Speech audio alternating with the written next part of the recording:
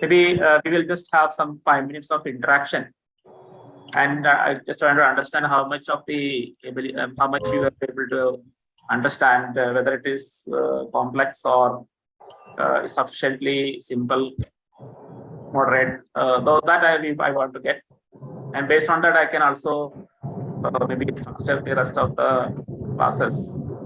If it is complex, then we have to go slower, and if it is simpler, we can go faster as well. So, sir, can I ask a question? I'm in the car. Yes. So, sir, I've been a follower of Shrikant Talgeri and I've read all his books. And I think you've explained the graphics, made the graphics in a very explainable way. So, thank you so much. It kind of fits in the mind right away. So that it's really good. So, thank you. The question is that when you come to, since I've been studying a bit of Ṛgveda, but I've not yet reached the 9th mandala, the late mandala.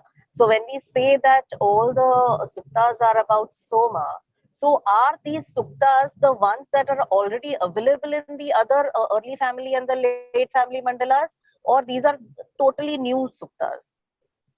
Yeah, so whatever currently what we can say is that this Soma Mandala Suktas were somewhere in the late period. They are authored in the late period because Soma, the Ṛgvedic people encountered Soma as somewhat in the late periods. Say, for example, they get more and more closer to the Soma regions and getting understand somewhere in the middle and late Ṛgvedic period. So maybe excluding the earliest portions of the Ṛgveda, whatever suktas related to Soma, they were all collected into the 9th mandala as Soma Mandala. So they were pre-existing Soma suktas, and new suktas also composed in that period. So the correct answer will be like some of it is very, very old, pre-existing Soma suktas, and some of them were composed at the period of, for example, 8th mandala or like that. So all of these got collected. 5th mandala or 8th mandala Soma suktas are composed, and they are all collected into the Soma mandala. I see, sir. And there's one more just question, that when you talk that there is Rama mentioned in the 10th mandala as a contemporary to Shantanu, the thing is we had also Parshurama. I mean, how could you say that the Rama that is mentioned is the Dashrati Rama? Yeah. So one reason is it is this Rama mentioned along with some other kings, some other rajas like Dushima, like that. So the list is basically talking about rajas, and Parashurama is not really considered as a raja. He is an ascetic. And another thing, Rama Jamadagnya, that is Parashurama's real the name is Rama Jamadagnya. He is mentioned as a composer himself in the 10th mandala. So Rama Jamadagnya is already there in Ṛgveda as a composer, as a rishi. I see. So could he have? Could it have been a different Rama? I mean, why did we assume that it is Dashrati Rama? So I have a one session that is somewhere in the between 30 to 35 session that is completely focusing on why that is exactly Rama himself. So in fact, it is just a single verse, single line in the Ṛgveda. So basically, definitely, it's based on the supporting information in the Ramayana and the Mahabharata that we can actually define that it is the Rama himself. Right, those are all anyway. One chapter I have dedicated it to the rivers of Ṛgveda. That is, in the current course, we will have one chapter that will be one session for us, which will talk about this particular, how the identification with Rama, how it is possible. That I will discuss, and the rest of it, so you can get 30% of the information from the current course on the geography of Ṛgveda. And remaining 70% is in the geography of Ramayana, where I extensively, the book is completely extensively. Yes, I've read your book on, I've purchased and read your book on geography of the Ramayana, sir. I have to do it so for the Ṛgveda yet. So, yes, but a wonderful job, sir. Thank you so much. And I'll wait for your lecture for the 30th session, 35th session. Yeah, okay. Thank you. Sir, Namaskaram. I just had one doubt when you explained on the ages of the different mandalas of the Ṛgveda. We have been told, and I have learned from different sources also saying that these are all part of our Shruti. Now, in the case of Shruti, I'm just trying to understand this. How do we determine the author and the timeline? Because it's a Shruti. In the case of books, we know when it was published, when you have authored and when you have closed it. So, if you can just give some clarification on that for me. Yeah, yes. So, as I mentioned, geography and chronology of the Ṛgveda is not directly like explicitly mentioned in the Ṛgveda. So that is the reason why in the traditional studies, these were not part of. But in the last 200 years, we were able to do in the earlier period, as you correctly pointed out, the people normally have the Ṛgveda in the listened. So that's why it is Shruti. So you have basically how a person handling Ṛgveda, they will be handling it as a recitation, right? So sukta by sukta, it will be recited, and it is a Shruti, that is, it's heard, and it goes like through your memory. Like once your consciousness is on the first mandala, first sukta, you will recite the first sukta, and then slowly the consciousness move to the next sukta, like that mandala like that. But once you start Ṛgveda, everything in the textual form, when you are able to read it. I mean, of course, there was palm leaves, etc. in the beginning, in the earlier periods. But when you start reading it in a kind of a book format, like as a paper, on a piece of paper, then you are seeing it for the first time. The entirety of the Ṛgveda as a collection of information. And once it is in a form of information, then people will be able to look at it, like, for example, in a much more closely than some sukta that is being listened. So it's something like, for example, you listen to a poetry or a sukta or a religious song, listening it. So you will be focusing on the Shruti and on the rhythm of it, everything. But when it is in front of you as a collection of like pages, like a book, then onwards you can start a different kind of analysis on it. That is why this kind of study started only last 200 years, when you can get all these ancient texts. We can get it in the form of a book format. That is very correctly you have mentioned. So once it is in a book format, people started studying it, and again it took 100 or 200 years to people to even speculate the older and the newer parts of the Ṛgveda.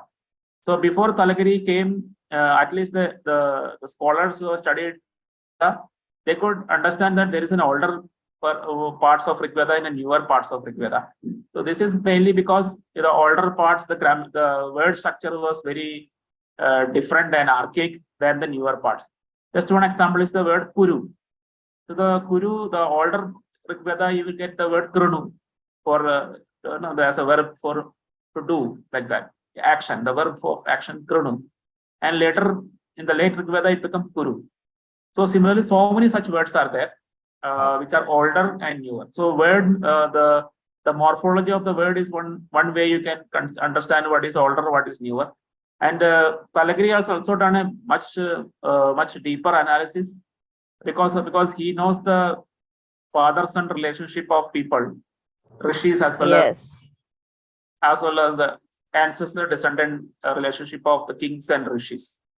So it allows him to much more detailed and understanding of which is older mandala and which is the newer mandala. These are the two different ways, and there are 2-3 more other ways, so that chronology is correctly established. Thank you. Can you repeat the name? You said someone did this in a Talagiri or something like that. Srikant Talagiri. Srikant Talagiri. Yes.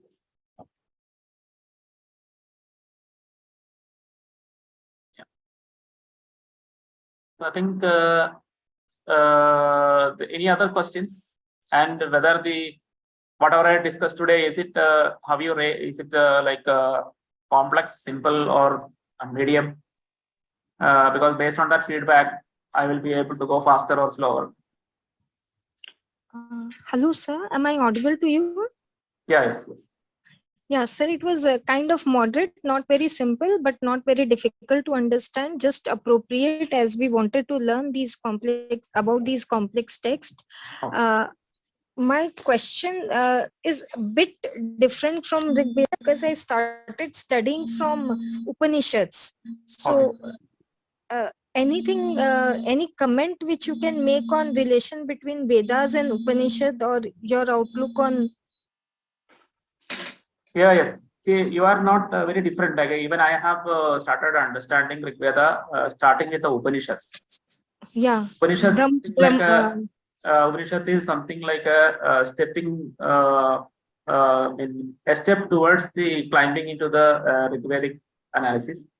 And if you look at sequentially, earlier we had the Ṛgveda Samhidas, that is Veda Samhita, the Ṛgveda, Yajurveda, Samaveda, Atharvaveda. All the Veda Samhitas were the oldest parts of the Vedic corpus. And then people studied the Veda Samhitas, which are carried forward generation after generation. Then they authored the Brahmanas. So basically, name indicates the Brahmanas authored the Brahmana texts. And the Brahmanas, they started filtering out inside the Brahmana, they started filtering out some of the philosophical aspects. And they were, because of some historical reasons, they were living in the Aranyas at that time. They were moving away from the cities and they were living in the forests. And those works are called Aranyakas. So they are a little more philosophical in nature.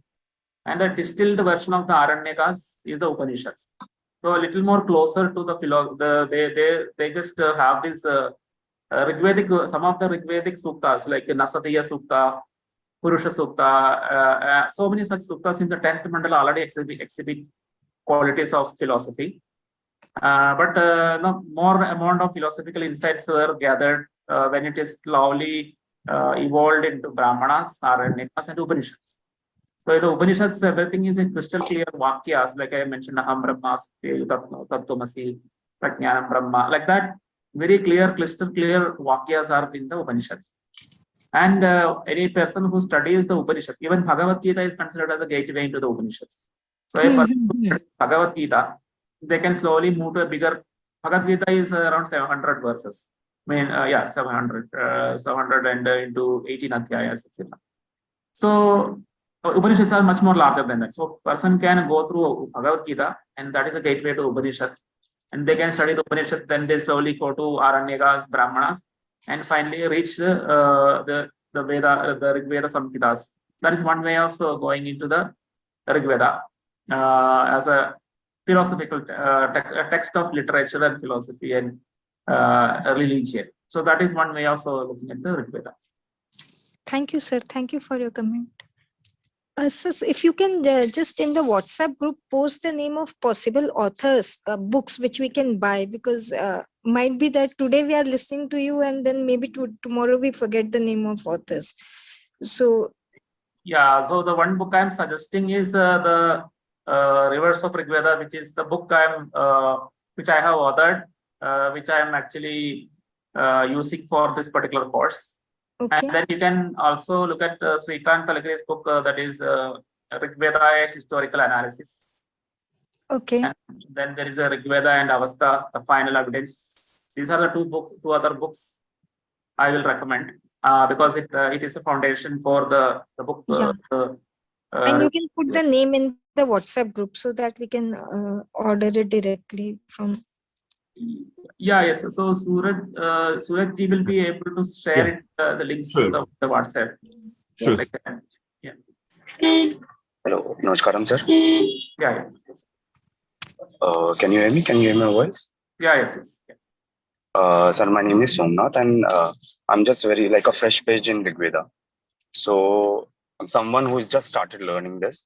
So it will be very helpful for the course if we can know the basic terminology.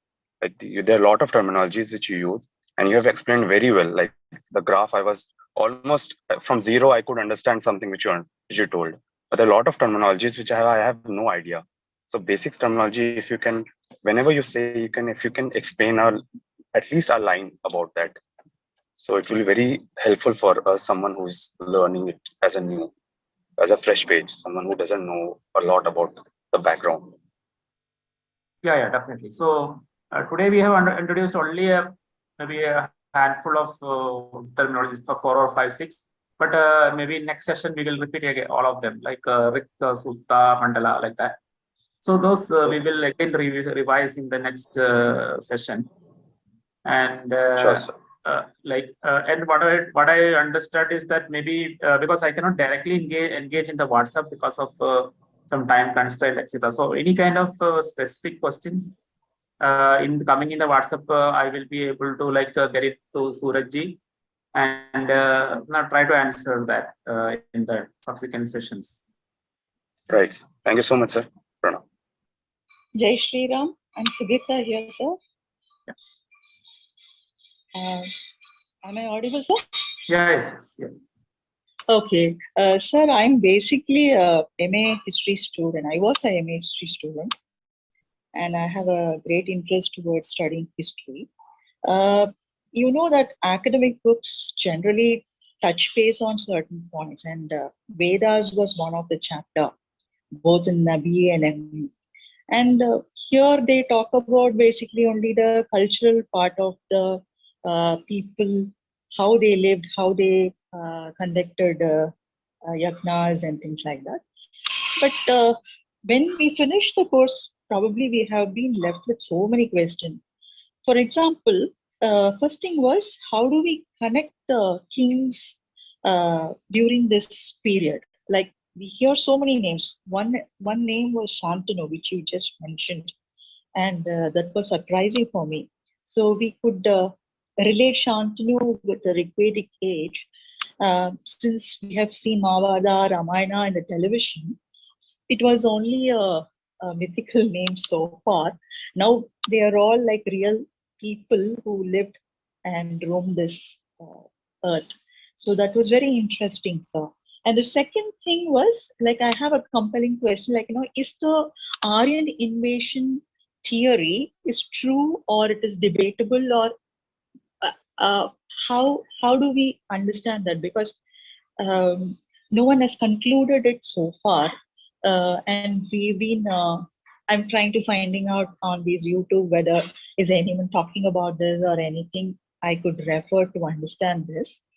After seeing your presentation, it is so kind of keen to read these books. One of your books which you have just said, to understand more deeper into this and to understand the truth about this kind of debatable questions.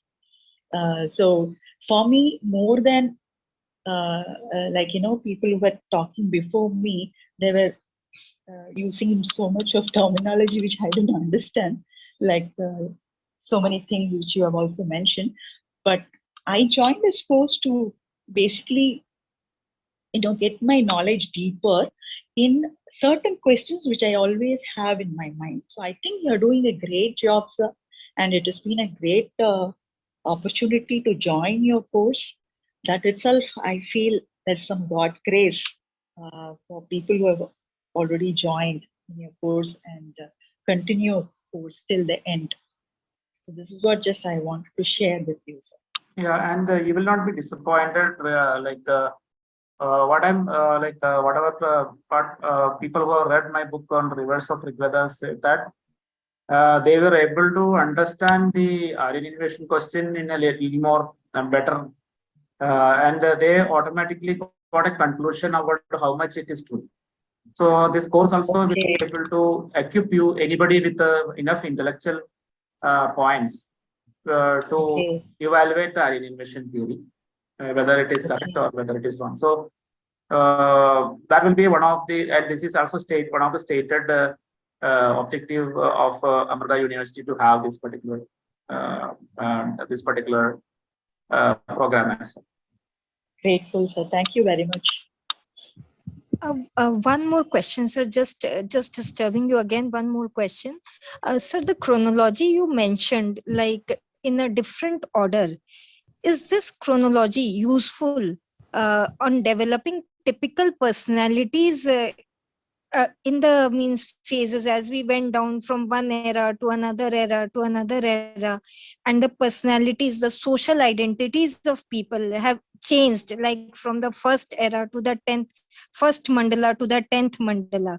So what do you say? Is this chronology, the way you have mentioned, is it useful in studying personalities of people in those eras? Yes, yes. And whatever today I have the chronology I mentioned, it is the key for everything else that we are going to talk about in the all the rest of the session. So this is very fundamental. On the chronology, the sequence of the mandalas is a very fundamental, and it has any, of course, because of the familiarity of continuously talking about it, you will get familiarized. But otherwise, this is a foundational aspect. And as you mentioned, yeah, that you can also look at like understand some of the social changes that has happened from the 6th mandala, the oldest mandala, to the 10th mandala. That is also captured in the Ṛgveda. So chronology also helps you to understand the how the society evolved from the oldest period to the newest period in the Ṛgveda. That is also, as you correctly said, that is also one of the results that we get from the study of the Ṛgveda. And also, to answer your question, this question will be addressed even further in the other sessions, subsequent sessions, more clearly and in a more structured way. Thank you, sir. Thank you. Sir, can you hear me? Yes. So my name is Meenu Namashivaya. Sir, I'm like, I've heard a lot about the Vedas and Upanishads. I've always maintained an interest in knowing more. But then it's like such a vast body of work that, as a casual, interested reader, I don't know where to start. So what would your advice be, sir? Where can I source books, and where should I start if I want to, over a couple of years, if I want to get familiar with, our Vedic culture and all the knowledge that is there in the Vedas? Yeah, so this particular course is structured for addressing exactly the same thing you mentioned. So we are following one particular book because see, after the going through the course, you have enough knowledge and vocabulary so that you can go with an alternate paradigm or an different books, etc. So initially, I don't recommend, because it causes a lot of interference when we read some books which are based on Aryan innovation theory, etc. Initially, I don't recommend, but I don't stop you from reading that as well, because ultimately knowledge is very open-ended. So, but after going through the course, going through in a structured manner on a particular book, you can actually explore the alternate theories, etc. And that is how you expand the knowledge. And of course, I have to say it in the very beginning. You may, as part of the learning, also involves a lot of unlearning. So maybe some wrong notions you have absorbed in the till the time of coming to the course, we may have to unlearn some of it as well. Then only you can clearly get the knowledge in a proper structured manner. So that is there, and there are two books which are actually foundational to the book I am mentioning. That is the Rivers of Ṛgveda. That is, I am repeating the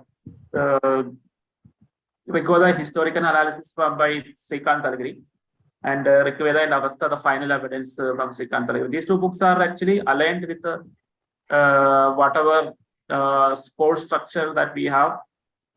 Even there is of course, there are like some 10%, 15% different conclusions in the Talagiri's chronology and geography as well. But that is very less, not very significant changes. So that is why I am recommending the Talagiri's books, the Ṛgveda and Avastha, the final, this Ṛgveda historical analysis you can note down, and Ṛgveda and Avastha, the final evidence. And he has also authored a book which is like looking at the genetic studies which support the out of India theory. So these are the kind of three books which are in the same domains of our study. And the correct way of studying will be like going through the book, the same, ideological space, and then set up, get all the vocabulary, and then look at other variations and see which is correct. So that will be the correct, because currently anybody who is a layman, they can get influenced by any books because they don't have the vocabulary or the structure or the correct depth of knowledge in the mind. So this particular course is like to equip anybody with that knowledge, with that structure and the vocabulary. And then you can look at any Ṛgvedic studies on any books, and then we will be able to tell whether it is correct or not, or how much of it can be logically acceptable or not, etc. Okay. Thank you so much, sir. So which would be the apt book for the literal translation in English, which is mentioning the author of that particular sukta? So because I've tried and gone through, but nobody mentions the Anukramanika. So which would be the right book in English which mentions the literal translations with all these details? So this is a very, unfortunately, this is a very difficult area. Not many good translations of the Ṛgvedas come in the for a long period of time. Srikant Talagiri have developed whatever his 3 books based on Ralph Griffith translation. So what, according to him, it is little older translation, but it is at least little more faithful in recognizing some of the aspects. But another point is English translation capture very less information about the Sanskrit versus the Sanskrit version of the Ṛgveda. So you have to, for example, if you go with the translation, you have to also have the Shayana's commentary of the Ṛgveda with you, because then you also get a kind of a balancing from the traditional understanding of the Ṛgveda. So if you are looking at English translation, that is also what I have done. You have to support it with the Shayana's commentary of Shayana, and then wherever it, for example, the translation goes slightly off the mark, then you can correct yourself with the Shayana translation. So this is what I recommend.